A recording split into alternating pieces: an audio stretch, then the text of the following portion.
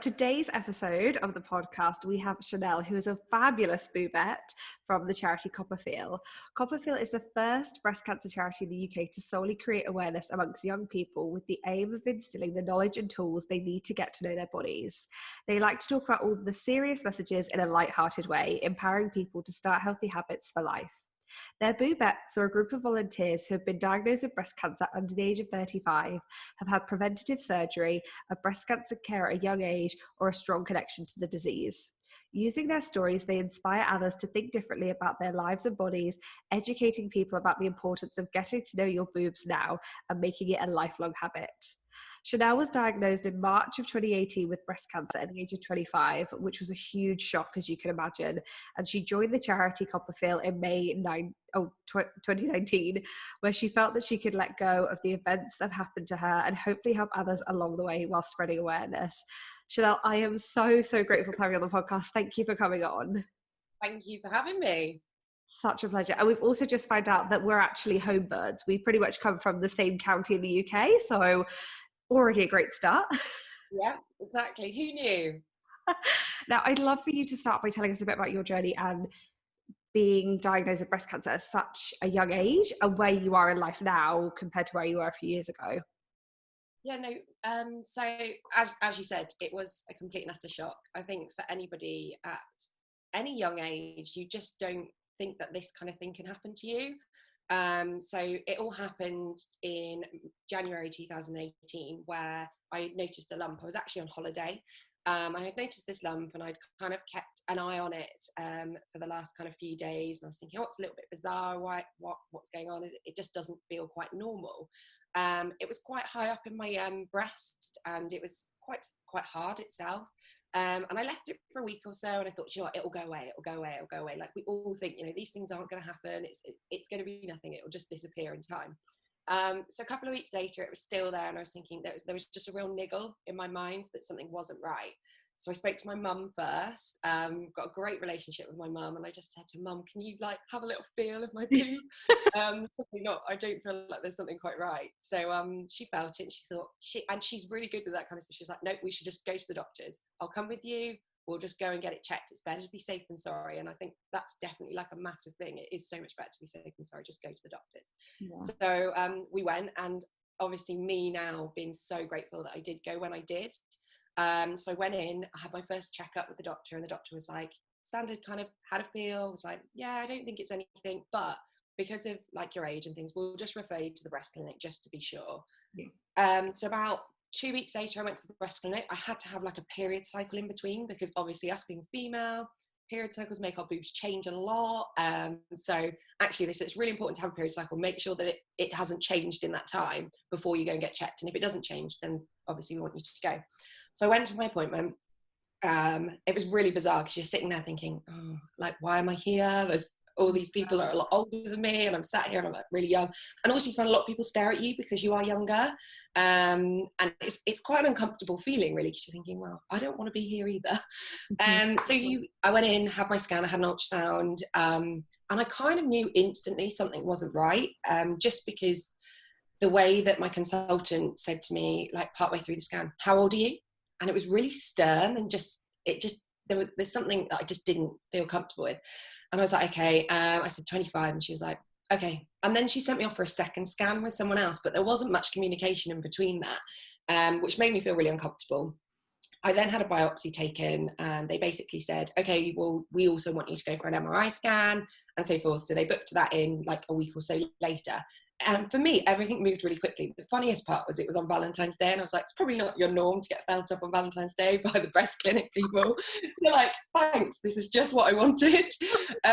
But yeah, so that happened, and then literally a couple of weeks later, I'd have my MRI, and then it takes about 2 weeks for results to come back. So once the results came back, I got called back in, and they basically just said, look, you've got something called DCIS, which is ductal carcinoma in situ, which basically in like normal terms to us is like precancerous cells. Mm-hmm. So good news for you, it's really, really early stages, and we've got it at a great time. However, that does mean that there's more that we need to do for you. So I was like, okay. And obviously at this point, you're kind of, I think when you go into appointments like that, you don't really digest things properly. So it's always good. Like my partner was there, my mum was there, and I felt at least I know that they could digest everything. 'Cause for me, and my mind was just all over the place at this point. And I was just sat there, probably actually quite quiet, because I just didn't know how to soak it in, even though I'd already set myself up for the fact that I knew something wasn't quite right. So they basically said you need to have the option of surgery. So you, because my lump was about 6 centimeters, so it was quite large, and I only had small boobs, that they said you need to either have a mastectomy, you have to have reconstruction, or you just have a mastectomy. It's completely up to you. And sometimes there's other options, but for me, unfortunately, there wasn't at that time. So they moved so quickly. By the end of March, I'd had my surgery. So they'd, like, at this point, this was the end of February, I'd found out I had to have more scans. Then to literally getting my results on the 19th of March, they were like, right, that's it. You're going in, surgery's booked for the 26th of March. And I was like, wow, like, they obviously are taking this really seriously, which I was just, when you're talking, I was trying to work out the time, and I was like, that's so quick. and that's kind of made it more scary as well, because you're like, oh, this is actually really serious. But at the same time, I was so grateful to think they've moved with this so quickly, that they're obviously trying to do the best they can to kind of get things sorted as quickly as possible. So I had surgery on the 26th of March. That was my first ever surgery, so it was the weird, strangest experience to go in and have that. But one that I can look back and laugh at, because some of the things that you go through when you have surgery, where you have green wee and all sorts, because they put radioactive dye in you. They write on your boobs and stuff, because I've had that when they've like got the whiteboard pen, and they're like, and I'm like, okay, I now look like a graffiti artwork, thanks. Yeah, and I had to have an injection into my nipple to put like radioactive dye in, and then basically when you pee for the next like 24 hours, slightly longer, it's like bright green, like you're like the Hulk or something, that you're wee. So there's some fun experiences, I suppose, that you get out of it, and you're only allowed to use certain toilets because you're radioactive, so no one else is allowed to use those toilets. I had no idea. Yeah, it's really bizarre. But so I had all that done, then obviously had the surgery, came round, and I was so lucky I got to go home that day. However, unfortunately, not quite good news followed. So a few weeks later, and everything kind of falls in 2-week patterns, you kind of get 2 weeks after every incident. A couple of weeks later, I got called back in, and they basically said, surgery's gone really well. However, from the lump, the 6 centimeter lump we found a 9mm invasive cancer within that. So basically, that means your options are that you're going to need to go through some kind of chemotherapy. So I think at that point I was a little bit numb, because I was just like, I thought this was going to be it. I've kind of gone through the worst of it, having surgery, but actually no, it's kind of got to continue. And unfortunately for most, that seems to be the way that things do go. So yeah, then I started chemotherapy in May. So again, a really quick turnaround. In between, my partner and I booked a really quick holiday, because obviously during chemotherapy you can't go away. Yeah, you can't.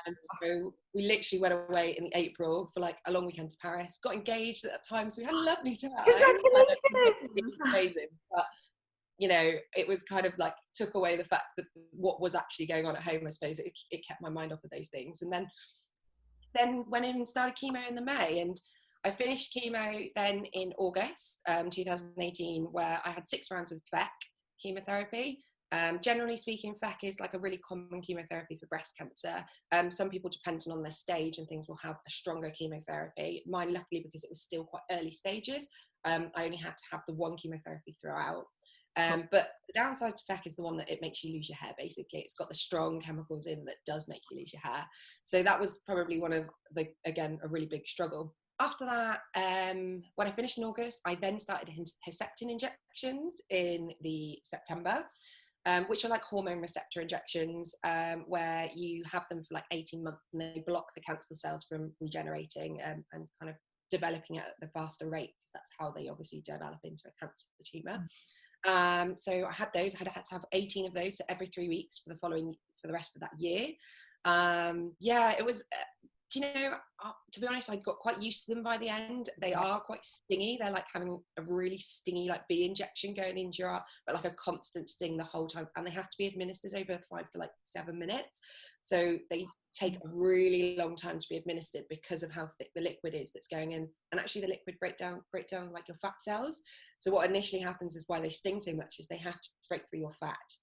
They do them normally in the tops of your thighs, and it breaks down like the first layer of fat. So that's what that stinging is. And then once it gets into then your system, they used to do do them by IV, and it used to take a lot longer, but they've managed to obviously put them into an injection, which I'm sure people are still grateful for, because it's Yeah, not as much consuming in the hospital then.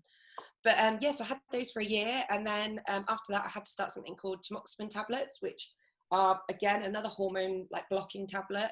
Because mine was estrogen positive, it means that I've got a tablet to just block again that development of cells and the growth rate that they had.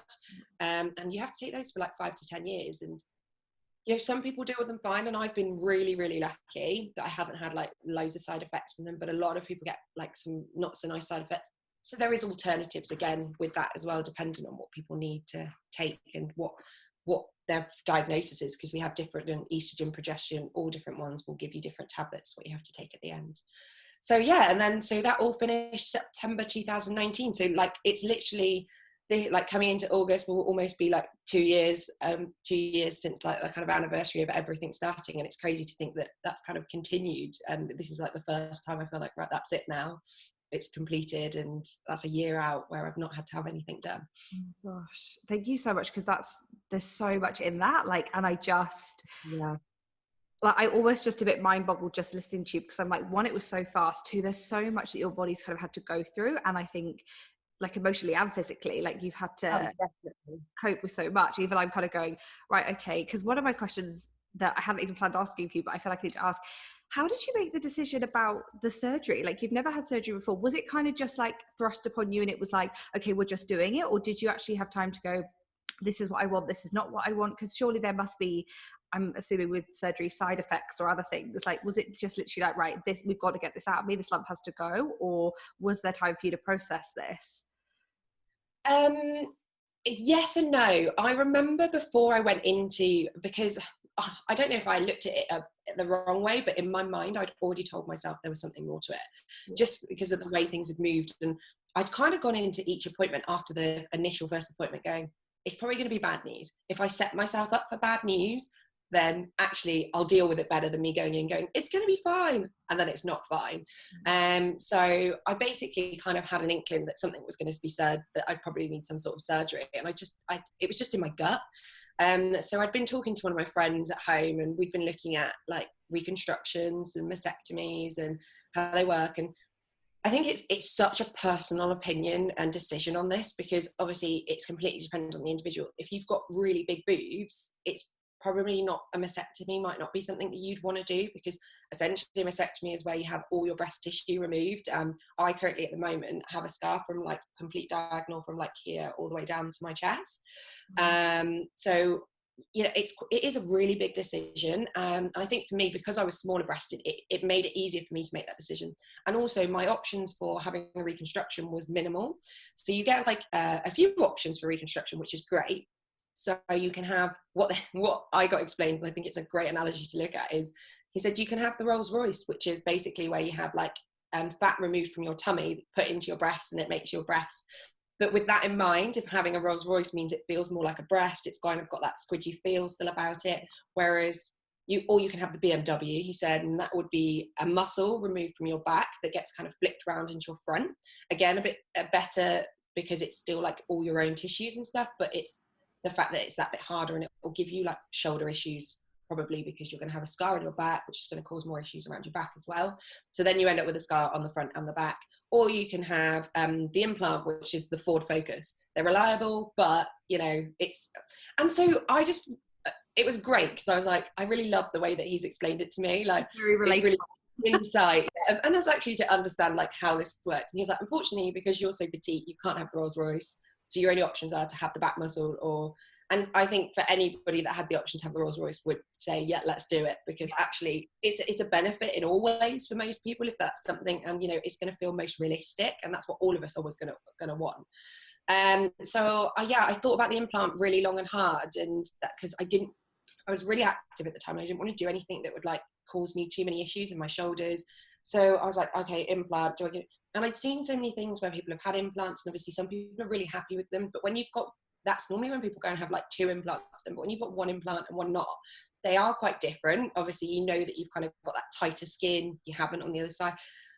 And I spoke to my friends loads and back and forth about it, and I quite like having, I've got a couple of tattoos, and I've got one actually right in between my chest at the moment, and I thought, do you know what, if I just have it taken off for now, I've got the option to have it reconstructed. And something I still keep thinking about now, is it something I might do just as to feel more feminine, I suppose, in ways. But also the option to have a tattoo and cover it up, or have it done and have a tattoo. I think it's just, I didn't want to make the decision there and then, so I decided let's just have it off and I can decide later down the line. And that was the good thing, they did say you can make that decision later down the line if you want to. Yeah, I love that. And like what you've said, I completely resonate, because it's such an individual decision. Like, aside from the breast cancer, I actually had a breast reduction when I was 16 because of other medical things not related to cancer. But it was literally like I was in this, you know, this whole medical world at 14, and they're going, right, well, you could have the implants, but one boob will go like this. If you make this one smaller, the other boob's going to go down like this. And I was like, wait, so one's going to poke up, one's going to poke down? They were like, yeah. Have you thought about breastfeeding? And I'm going, I'm 14, I haven't kissed a boy. No, I haven't considered breastfeeding children yet. I don't know if I'm going to have them. And it was like, what are all these questions? And then it was like, oh, you could have a fillet, but that doesn't go in the breast, it goes outside the breast. And it's all these questions. And like you said, it's very complicated sometimes because there's so many options, and they're great that we have these options. We're so lucky, but it is a very individual choice. And especially, like, for example, we were both very young, but yours was cancer related, so it was, you know, there's the health side to it. Mine wasn't. There was something else health related, but you know, there's all these things that you have to work about. So in the end, I just decided, I went, you know what, I just want one. I just want the one that's got the problem. I want that smaller. I don't really care if there's scars on it. So I literally have the one boob with scars and the other one that looks completely kind of normal. And I'm like, you know what, I love them. You know, it works.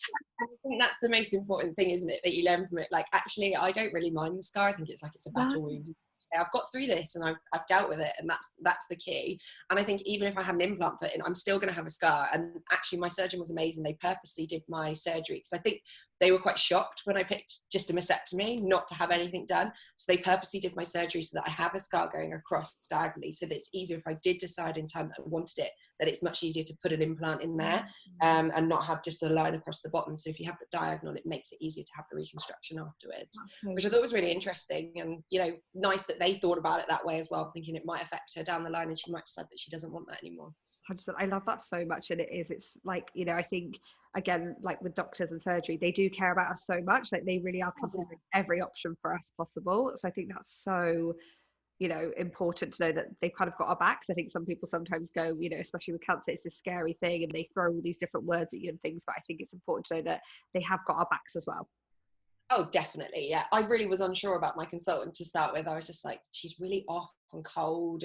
But actually, once I'd had my surgery and stuff, she was so lovely. And I was just, it was like she was a different person. But I was thinking, their jobs are really hard, you know, to daily tell people that there's something going on. And especially something like cancer it's scary to anybody that gets told that. So it's got to be hard when they're having those like daily conversations with people as well. So I commend them for that. Honestly, yeah, I'm like, fair play to you guys, because it is a tough job, 100%. Yeah, I want to ask you as well, obviously this was such a life-changing and like unrealistic event. Like, it's so out there to be so young with breast cancer, so young. But how was your mental health at this point, and how's it changed over time with all the surgeries and, you know, chemotherapy, hormone therapy? Like, how's your mental health been impacted during this? I've always been quite strong. Like, I think it's just naturally inbred in me to be quite strong. And throughout the actual cancer diagnosis and all of that, I of course I broke down. I mean, I was extremely emotional. I'd get told, and do you know, the one thing, and to this day I still find the hardest, is talking to people about it that I've never spoke to before, because it almost brings it all back. Like, you kind of forget sometimes that it's happened to you, and then you go, I'm talking about this, but this is me that I'm talking about. And that brings everything back. So whenever I tell someone new, I'd normally always cry. I'm much better at it now because of like working with the Boobettes and CoppaFeel and stuff has helped me to be able to like learn to control that. But, you know, before anybody new would just make me break down. And I found that really hard, because I'm somebody that's always kind of shown strength. I'm not very good at showing weakness. And that for me was the most difficult part of it, was to show like my softer side and being like, you know, this is actually really, really hard for me to deal with, and allow people to see my emotions.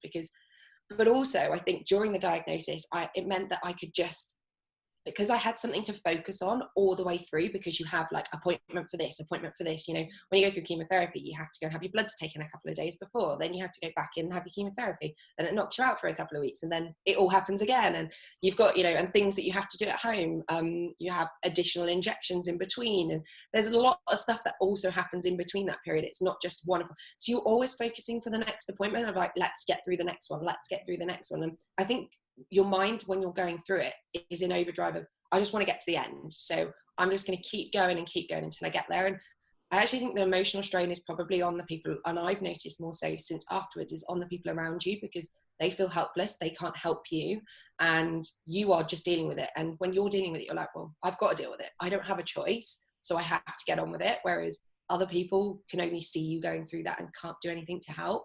And I think I found that the people around me found it harder than I did during.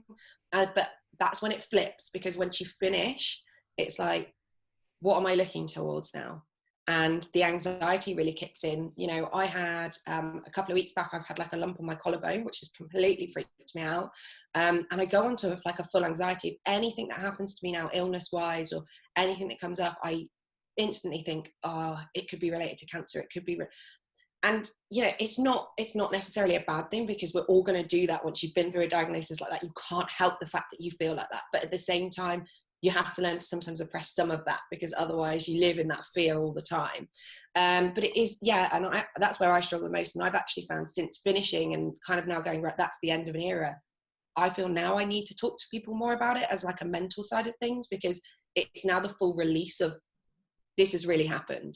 I can now start to actually emotionally deal with this and understand it. And I think for me, I've probably had more breakdowns in the last kind of year than I have during the whole treatment, because I had things to get on with and to understand. And now I'm like, well, I'm left with this scar, I've got all this going on, and I've just kind of got to get back into life, and things are normal. And really, things aren't ever going to be as normal as what you think, you know.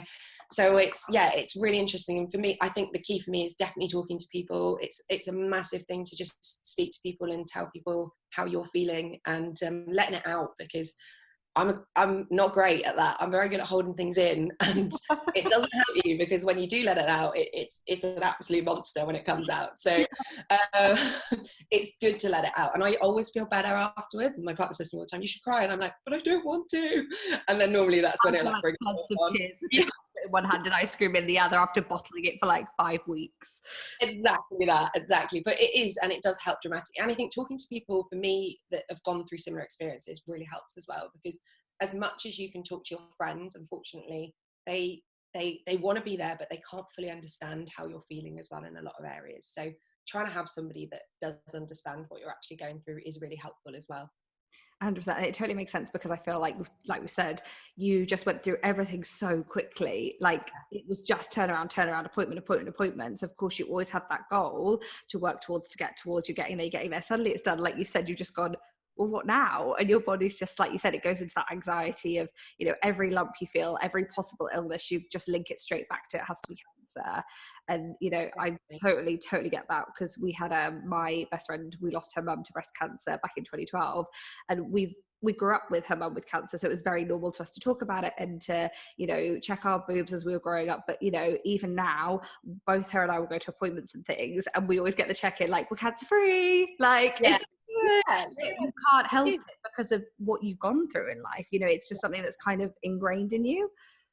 It is, yeah. I mean, and you'll see a lot of people I see on posts and things that people have, they have like a scan, I can't remember even what it is now. It's like scanxiety, they call it, where everyone goes for scans, and that literally for the 2 weeks afterwards, you're just like so uptight and tense, and probably a bit short, because you're just so anxious about, what's this result going to give me? Is it something else that I'm now going to have to deal with?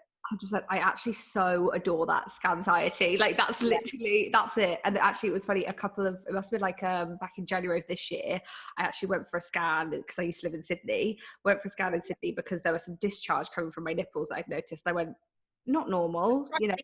I definitely don't get it checked. Get it checked. So I went to get checked, and I was like, it'll be fine. Like, I'm not worried. I was like, you know, I'm not even stressed about it. So I went by myself to the clinic. They're doing the ultrasound, and the woman's, you know, doing it. And then she suddenly stops, and she's asking me a bit, like you said, about those kind of abrupt questions. And I was like, I don't feel good about this now. I really don't feel good. And she literally was like, I'll be back.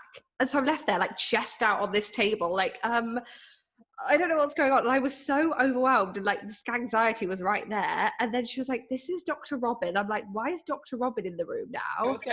And they literally like, and they're like, oh, well, we think we found some cancerous tissue. We need to get you back on the table. And I just went, and I'm like, at this point, again, 27, I'm alone in this room. I don't want to get back on the table. Like, I don't want them to be telling me there's something. I don't know what to do. So I had to really pull myself together. And they literally were like, we're going to hold your hand back on the table. And I'm just literally like breathing and telling my head, like, I'm healthy, I'm fine. But it was awfully traumatizing. Like, it was such a scare. And they decided in the end that it was fine. They found like a cyst, but they wanted to keep an eye on it. So I went back literally a couple of weeks ago to get the second 6-month scan checkup. And again, the doctor was like, we're all fine, we're going to send you on your way. But then they called and were like, oh, we need you to speak to the doctor. Well, of course I've got scan anxiety again. So I'm going, well, what's in there that you need to tell me? Yeah. And literally you're phoning to tell me that I was fine, but not to panic. And I was like, I have been panicking. I always think now is like anything for the doctor, for me, it's like no news is good news. As soon as someone contacts me quickly or anything, I'm like, that means it's not good news. Something's happened. And I think that's like a pure inset panic in me. And I was never an anxious person before all of this at all. Really? I don't think I'm an overly anxious person, but I am now when it comes to anything illness wise in my body. Yeah. Because you just feel like, oh, it's going to be connected. And I think you just instantly have that fear, don't you, that that's going to happen again. And yeah, it's scary, but you've also got to still carry on living life because you're here and you've got to make the most of that as well. Right. And you can't, like you said, you can't let that fear kind of dominate you. But like also like anybody listening or watching, it's completely normal to have that anxiety as well. Like it's okay to feel worried about it. No, it is completely. And I think as well, act on it. If that's the key thing is to act on that. If you're really worried about it, just go get it checked. Don't leave it, because I am the worst for that. I'll be like, nah, it'll go away. But then actually, I know when I've been and had it checked and they go, yeah, it's fine. I just instantly, I'm like, oh, okay, I'm fine. I can just carry on like normal again. And if you do that, you do just feel better, like instantly. It completely changes how you feel. So it's good to just get it checked, even though it's scary at the time. 100%. And talking about checking, I wanted to ask you as well, like how can women check their boobs? How do we make sure they're healthy? And are there any red flags that you kind of go, right, you need to check that out? Anything that they may be aware of that they see or feel that's changes in their body? And I know that someone else had asked a question as well, and they'd said about, how do we actually check the boobs for bumps properly? And how do we know if a bump is abnormal? So with breast, it's really hard because it's so subjective and it's also very individual. Like something that we say as a Boobette and a CoppaFeel is the first and most important thing is to get to know your normal, because everybody's boobs normal is completely different to each other. Some people might have lumpy boobs naturally, and that doesn't mean that there's a problem with them at all. It just means that your natural boobs are they're a bit more lumpy in tissue. I remember my mum having a scan years ago and they were like, your boobs are like baked beans. And she was like, great, thanks. But he was like, they're just really lumpy. And she was like, thanks for that. And I'll never forget like going those years ago and them saying that to her. So the main thing is, first of all, to start just feeling your own boobs. And I think the key thing to do that is to try and do it once a month. Because obviously they change monthly, especially with hormone cycles, and try and keep it around the same time each month as well, so that you're checking roughly around the same time. And when you do that, then once you've done that a few times, you'll start to understand how your boobs feel now. And if then you notice any changes and those things are persistent for like 2 weeks, then we always say go to the doctors, get it checked, because there are so many things that could be a red flag. There could be lumps, there could be bumps, there could be thickening of the skin, there could be rashes, there could be inverted nipples, there could be dimpling, there could be puckering. Like every person is so individual with this kind of thing, and it can completely change. But also not to forget that breast tissue goes all the way to your collarbone. It also is completely all under your armpit. So it's remembering that it's not just talking about your breast here. We are talking like all of this breast tissue area is everywhere. So it's feeling all of those areas. And we always say the best ways to do it is either to be led down on the bed or stand in front of a mirror so you can actually physically see as well, to whether because again, change in size and things like that, depending on how drastic any of these things could be something. And 9 times out of 10, they're not. But, the key is to just make sure that if something doesn't feel normal to you, you go to the doctors, you get it checked. Because if you get it checked and something does come out worst case scenario and it's early detection, you're in the best possible hands, and, you've got the best chances to get through this. Whereas if you leave it, you're not giving yourself the best opportunity to make sure that you get past if it is anything more. So, like I said, there is so much, and it's just for me, and the key is just start checking today and just do it once a month. And CoppaFeel do this amazing thing where they can send a text to you, so you can text in to them, and I'll give you the details, and you basically you send a text to them and they will text you once a month with a funny little boob rhyme or riddle, and it will just remind you at that time when you've texted to check again. And it's really, it's just a great fun way to not take anything too seriously, but just remind you to check, because that's the easy thing. We all go, oh, I forgot. Well, we need to not forget, because it's really important that we have really good breast health, you know, and no one at this age wants to be going through these things, and at younger ages either, or older ages. So if we can detect it early, we're giving ourselves the best opportunity, and not to have to go through quite so extensive stuff going forward. And I think that's the key thing for me.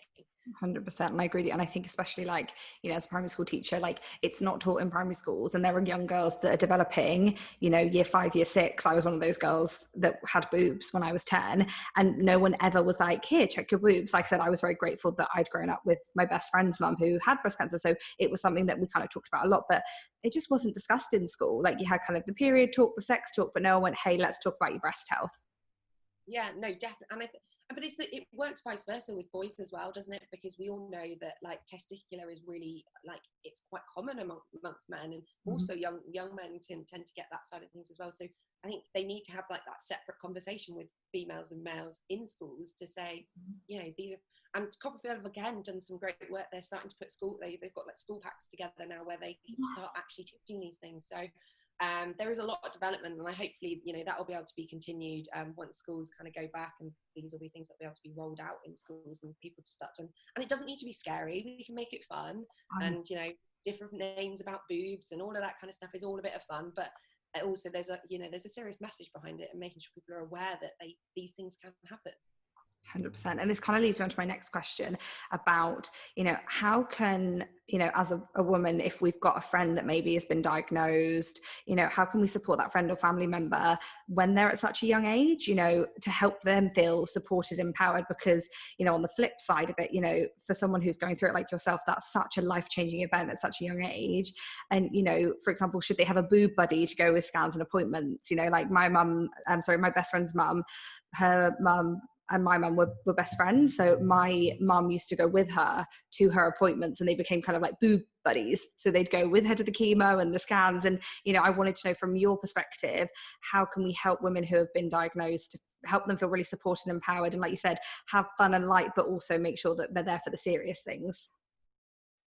Yeah, I think the boob buddy thing is great. I mean, my mum was so desperate and wanting to, like, be by my side, because obviously at a young age, I think they're like, oh, it's my baby, and, like, I want to make sure I'm around them. So my mum came with me for my first, my partner came with me for my first appointment, and then my mum came with me to a couple. They come sometimes be quite strict in the sense that you're only allowed one person to actually go in and have the chemotherapy because of the rooms and the size and what space they've got. But yeah, I mean, I had one of my friends came with me at different points as well for different things.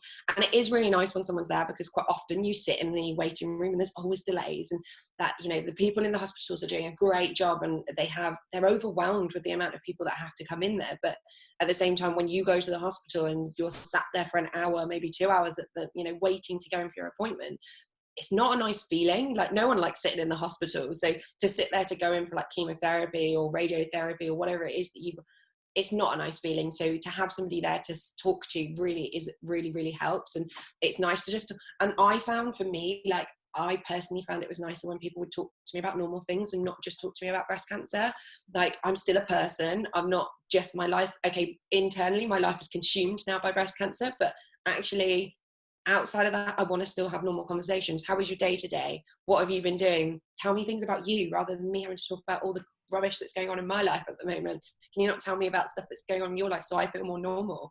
And I think that was massive for me, is just having, and I was so lucky I had such a great support group of friends and family around me that, you know, but you also do learn there's people that perhaps can't deal with that side of things, and that don't necessarily then stick around, and that's okay. That's just because they can't cope with that. And it also makes you learn in that they aren't necessarily the people you want in life, because they can't stand by you at that most difficult time. And the people that really do are the ones that you look back and think, yeah, these are my people, and these are the people that are going to look after me, and I know I want to be there for them if anything like this was to happen to them. And yeah, I think it's so important to have people around you to talk to, but not to be scared also to just sit quietly with some people, because if you're having a really bad day, you don't always want someone to just talk to you about it and go. You sometimes just want someone to be there. and just sit and watch something with you, or just so that you feel you've got that company rather than you have to talk about it all the time. 100%. And this kind of leads me to another question is, again, like you said, it's, you know, sometimes you just want to have that quiet time. Sometimes you want those friends there. Sometimes it's like, just tell me anything. And we don't want to mention the breast word. Like, give me anything else. Like, tell me about what your be. But is there a right way to kind of deal with breast cancer or talk about it? Or is it like, it's completely individual for different people? There are some people that are happily going to be open about it. Other people, they just go, it was something that happened to my life. I need to move on. Everyone's completely individual again on this. I was really open about it. You know, for me to release, I started writing a blog and I put it out on Facebook and stuff. And but that helped me release everything I was feeling at the time, rather than having to necessarily talk in detail. And sometimes I think you feel, some people, and I personally felt, I didn't want to just constantly talk about me to other people either, for them to think, oh, it's all about you. Yes, it is all about me. I'm going through this at the moment, but at the same time, I don't want yeah, I don't want always people to think that it's all about me. So I put it down on paper and, you know, wrote about it, and that really helped me release that. I think it's really good just to, I took things quite jokey, and was very like, my partner was bald, still bald. He lost his hair, but like, because it was just a men's thing, losing his hair. Like, oh wow, me bald? Like, I look better bald than you. And like that kind of stuff, just because it made me feel better in myself, just to have a bit of a joke about it. And I remember going out one day and I had like a headband on, and I really embraced the bald by like just walking around and not wearing a wig hardly at all. Just because I didn't like wearing the wig, it was uncomfortable. And the year that I was diagnosed, it was boiling hot as well. It was like one of the hottest summers we had here. Not going to be as hot as where you are. It was, and I was just like, oh, wigs, it's too stuffy for me. And I remember walking around, and the lady stopped. My mum was talking to somebody in Topshop or something like that, and she was like, oh, God, your daughter's really stylish. And I was like, yes, Mum, I'm going to take that away. I'm stylish and I'm bold. Like, this is great. And yeah, and I just put more makeup on, and I think that made me feel better as well. Like, did myself up and was like, yeah, I can embrace this, where other people don't feel that they can do that. And that's also fine, because I've met people along my way where I've gone to courses and things, and they've gone, well, I haven't told anyone. And, you know, if that's the best way for you to deal with it and act like everything's still normal, then that you've got to work out what's best for you. And I wanted to just shout about it and go, this has happened to me. And I think that's again why I wanted to join the Boobette, so that I could talk about it and share it with people and say, this is what's happened, and this is real, and these things do happen. And again, it's got to be completely individual to who you are as a person, and confidence, I think, in that as well, is owning who you are, because it's really hard going through stuff like that as a woman and not having hair. And, you know, for people that have to deal with that all the time, it's tough. And people just naturally look at you and think, oh, you're ill. Well, yeah, yes, you might be, but it doesn't mean you want people to look at you like that. You want to still feel like normal. So 100%. And it is like, I just think everything you said about that, like, you know, for you, it was that, like, you know, putting on the makeup and feeling good. And the picture that we'll use, that you will have seen on, you know, social media and stuff, of Chanelle is beautiful, with when you had it with your friend in the photo. Yeah. You look so empowered. And like you saying the fact that, you know, you don't want people to look at you and go, oh, she looks ill. I literally looked at that photo and I was like, there is no way that I would have gone, it has to be because of breast cancer. I would have gone, that girl is sassy as, she has done her hair. I was like, she is so empowered. I wouldn't have known any difference had I not have known it was because of, you know, your breast cancer, that you'd lost your hair with chemo. I think actually, do you know what the harder part is? When it's growing back, because when you're bold, you just can go, right, I'm bold. But once it starts to grow, it's going through those phases of like, what can I do with this hair? Like, literally, I'm always saying, like, now it's come to a length where it's actually all right. But before this, I was like, I've got like a little granny haircut. I can't even cut it. That's been so hard to deal with, going through the phases of hair growth, because just like, this is like, no one would go to the hairdressers and have their hair cut like this, but I have to just allow it to grow. So. Yeah, I gotta let it do its thing. And I want to ask you as well, like, what do you think has been the most important lesson from experiencing what you've gone through, that young men and women need to be educated around? Because I also believe, and I correct me if I'm wrong, but I actually believe that men can get breast cancer as well. It's not as common as for us women, but they can get it. And I'd love to know what you think is that lesson that you've gone through, that we're kind of like, all men and women, or, you know, young boys and girls need to know about. I think, so like you were touching on the men thing, it is less, but it still affects men. So men don't feel like it's nothing to do with you. It is, it can affect you. It's about 350 to 400 men a year get diagnosed with breast cancer. And for them, that must be a really scary place. We're in a pink, pretty world, you know, everything's pink for girls with breast cancer. Yeah. And like, then men have got to be involved and be like, yeah, so it's got to be so hard for men to deal with that.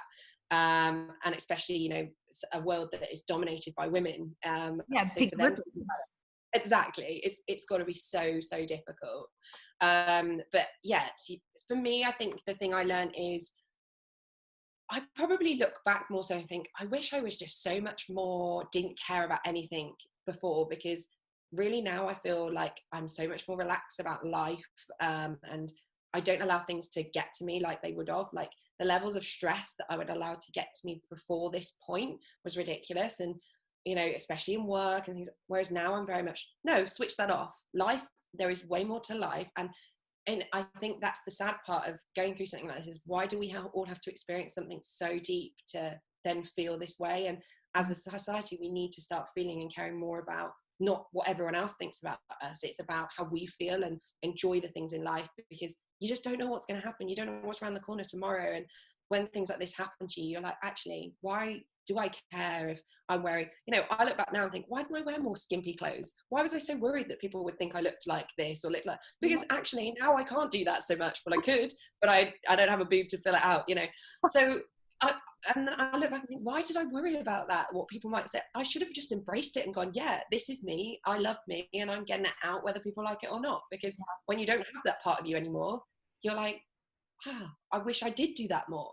Yeah. So I think it's a really body confidence, and people to love themselves and not think about, you know, what other people think. Is love you, and you are you, and no one else is like you, and make sure that no one else is like you, and be who you want to be. And I think that's the key thing I've taken away from it. Like, I literally now, I think if I had a boob implant, everyone would see my boobs every single day, because I'd be like, yeah, I'm getting them out. Because, you know, I feel now I'm more reserved, and I'm going to wear stuff higher up, because not because I'm that worried, but at the same time, if I wear a low cut top, it does look a bit bizarre. So, you know, it's one of those things, and the hindsight's a great thing, but at the same time, if I could say to somebody now, or if I had kids now, I'd be like, no, you wear that short skirt. No, you do that, because actually, if that's what you feel comfortable in, do it. And you don't want to look back and go, I wish I did that, because, you know, something's happened to you along the way. Yeah, 100%. It is like you said.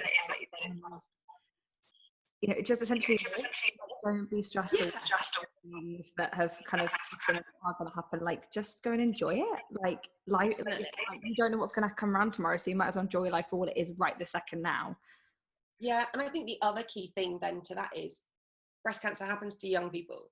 So the most important lesson is, to me, is don't feel that, you know, you're elite and it's not going to happen to you, because unfortunately it happens to those people. You know, in CoppaFeel, we have people that are, you know, ages of 18, as you said. Like, it's a really young age that can affect. And actually, I remember going to the doctors and they've said the lowest person they've seen is like 14. And can you imagine going through that at that age? And that doesn't mean that at 14 this is going to happen to you at all, but it does mean that we just need to be aware that it can happen to people at a young age. And it's not just people, you know, in their 40s, 50s that are likely to get breast cancer. Unfortunately, you know, there's about one in, I can't remember what it is, the exact numbers, but it's like there is quite a lot of people at a young age that are diagnosed. And the more you hear about it, obviously the more you're aware of it, and it does make you realize actually it is a really important thing that we do know about. And hence why I want to spread the word and talk about it more and be open about it. It's yeah, okay, it's scary, but we can get through it. 100%. And talking about it more, I'm such a huge fan of the charity, and CoppaFeel is doing so much to spread awareness, like you've talked about, and they just bring, I feel, so much more impactful education to us all. And I'd love to know more about like what they do and why you love being a boobette, because I can see your jacket in the background and I'm pretty I thought I best, you know, I've got to have my jacket out there.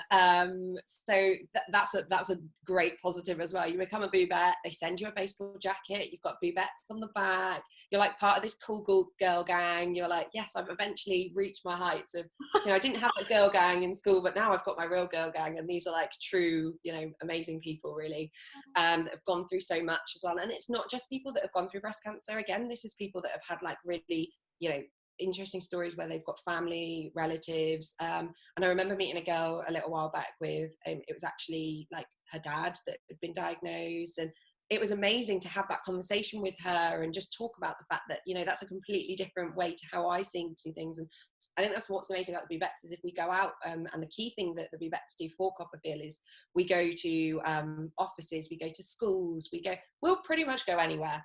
And, you know, we'll come and we'll give you a talk about breast cancer, but in a fun, light-hearted way. Like you said, that's their whole motto is let's be fun and chirpy and nothing's down in the dumps. Yes, there's a serious message behind it, but at the same time, we want it to be light-hearted and people to go away and really think about it, but in a positive way. And so we'll go anywhere. We give a talk. We talk about breast cancer. We talk about the signs, the symptoms. There's some amazing little video clips about the founder as well, Chris, who is just an absolutely phenomenal woman. For setting this business up and just, you know, doing everything that she's done for this charity.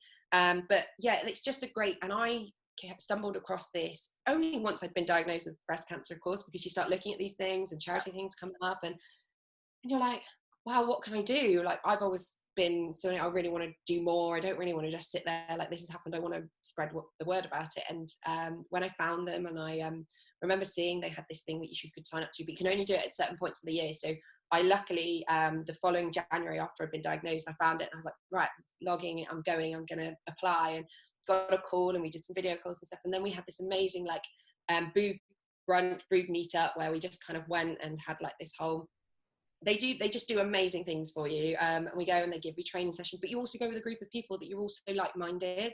You know, you all want to do the same thing. And it's not just that we'll go and give talks, we'll go and do stalls. You can go and do a stand somewhere where we just give out leaflets and people can come to us and just talk to us about things if they want to. And they did some amazing things during this lockdown where they did something called a sofa series where we still meant that they could just, you know, build up awareness around CoppaFeel, where they just had events which people could join and watch online, and they just do. And the best part, I've actually got it here for you, is you get one of these. Oh my God, right, for people that can't see this, it's like a giant boob cushion or something. This is amazing. Yeah, so we all get one of these. I was really grateful because mine is my colour too. Yeah, that's amazing. Yeah, and we get one of those that we can wear and we can put, and as you can imagine, you stop traffic with one of those things if you've got that on or whatever you're doing. A giant boob, everyone's going to stop for a giant boob. And they do great things. Yeah, a lot of people do, you know, volunteering and they'll run marathons with boobs and also, so that is like an eye-catching part of CoppaFeel, and just, again, keeping it fun and people going, oh my God, there's a huge boob, like, and that's the great part of it, is just making that fun side of talking about things that we probably a lot of people would otherwise shy away from. That's incredible. And I love that, like, everyone is a fan of a boob, let's be honest. Yeah, exactly. Everyone loves them, really. So amazing. Now, for the last couple of questions before we finish up, I've got two more for you. The first question I have for you is, what advice would you give your 15-year-old self if you could go back and speak to her? I think for me, it would, touching on what we said before, is definitely be who you want to be. Don't shy away from putting this top on or wearing this because you're worried what other people might have said to you. Do those things because you're going to look back and go, I wish I did that more, because now I perhaps will hide away from it slightly more than what I need to. And I think that's huge for me, is just being who you want to be and making sure that you're doing those things, but also be kind to others, I think is a massive key, because actually when you look at people and you realize that perhaps they're not going through something so well, we don't know what's going on at home. And I think at a young age, we're the worst for judging other people and saying, you know, oh, she looks like this, or he looks like this, or they've got no hair, and that's so sad then when you do go through something like that, to feel that people might do that to you as well. And I think being kind to people is such a big key, and something that we obviously are really talking about at the moment anyway, is to just be kind and think, we don't know what's going on at home, so let's just have a conversation with that person. You don't need to bring up the fact that something, they don't look quite right, or this is, you know, just have a conversation. They might open up to you and you might actually find out why they're feeling the way they are. And to me, I think that is the biggest thing, is just not just jumping to stereotypes or conclusions about people, is just really thinking about what they might have going on at home, and not just thinking about ourselves, I suppose, in that sense, and caring about other people more than ourselves. 100%. Never assume that you know, like, just look at someone, you know everything that's going on, because you never know the full story just by looking. Never. No, 100%. And my last question for you is, what topic do you think needs to be taught in school which isn't, breast cancer awareness and breast health awareness? So for me, mental health's massive. I think, we need to, I'd probably have loads of things here. So like mental health is a big thing, definitely. I think, especially going through what I've been through, for people to understand that anxiety, depression, all of these things. And there's so many other things to mental health than just anxiety and depression. They're probably like the big ones that we talk about more so, but there is so much to it. And I think just having open conversations with children, or even if we start conversations like every morning you went round to kids and said, how are you feeling today? And everyone was allowed to say how they feel every morning. And there was no, you're not allowed to feel that way. So everybody knew then in that room how that person was feeling for the day and how to perhaps approach them slightly differently because they're not perhaps having the best of days. I think for me, again, and really poignant thing that's happening at the moment is, there's obviously been loads of protests, and being a woman of colour, for me, a massive key thing is diversity, talking about different cultures, history, in schools. And I think that's massive for me to say that I really do want that to be pushed, and not just African American, African Black culture. It needs to be Indian culture. It needs to be all cultures that need to be spoken about in schools, so that we have more understanding, and not just going to a school and going, right, well, they predominantly, you've got more African American people, or you've got not more African American, but Jamaican people in this school, so we're going to put more in about that. No, it just needs to be diverse. We don't need to just go, right, this school's like this and this school's like this. We just need to have that more diversity and talking about different cultures and how things work, because if we all understand more, it's going to be easier for us all going forward. And I think it's really shown that people are standing together so much more now than probably what they've ever done before. And then I've got one more on that. I don't know where there's so many things that that you could teach kids, and I think actually schools do a good job, but there is so many things outside of schools that we kids do really need to know, and the climate being a massive thing that we need to know more about, because I've recently been watching something on Netflix called Down to Earth, and it's just really changed my perspective on how we look at things, and us as different countries and all different things, and things that we could be doing that's better for our health, it's better for the environment. And I just think, we need to talk about that more. And I think actually kids are the best people to talk about that kind of stuff too, because they really take it in, and they're also really more likely to spread that out, whereas other people perhaps don't so much, because they're, oh well, it's always been this way. Well, no, things need to change, and actually kids are the key people that we need to talk to about all of these things, because they're the ones that are going to allow us to change the future. 100%. I love this, and I agree with all three. Massively agree with all three of those things. Like all of those things as a teacher, I'm like, needs to be on the curriculum. Needs to be on the curriculum. Yeah, definitely. Yeah, that's it. Go on. Sorry. No, I literally. No, I completely agree with you. I think they're just great things that we can start doing and helping us go forward as a society, really. 100%. And like you said, I think, if you talk to kids, they are more curious and they're more interested, and they want to know more and they want to learn more, and they'll ask you the why questions. Where there's some adults, they just go, okay, cool, does it really affect me? And you're like, okay, like, never mind. Whereas kids are like, wow.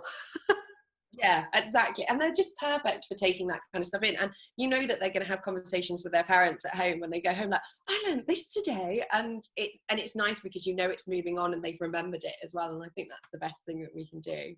100%. Well, Chanelle, it's been so incredible to have you on the podcast. Like, I could talk to you forever, it feels like, because I've got so many chatting away. But I'd love you to tell us, where can people find out more information about you or follow you, and also get some more information about the charity? So for the charity, they can go on CoppaFeel.org, and they've got their website online, or you can follow them on Instagram, you can follow them on Twitter, and again, it's both of those are at CoppaFeel People. Or you can look for them as well on Facebook for CoppaFeel, and then there's an exclamation mark at the end. So you can find them in pretty much everywhere possible. For me, I'm on Instagram as Chanelle Jones 92, but I also do have another log on where it kind of talk a little bit more about my experiences, which is called Meet the Good Side.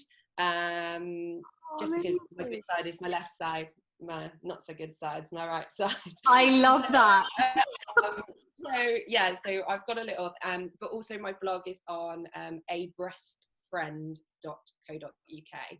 I started writing that, and I've actually got to really get back to it, because this has kind of inspired me more to go, actually, I really enjoy talking about it more. And I think I shut it off quite a lot after things had kind of come to an end and gone, I don't really know if I want to talk about it anymore. I feel like that's an end of an era, but I do feel like it's just a great way to kind of get things out and talk about. There's so many other things that happened around it that you just don't even realise until you start talking about it.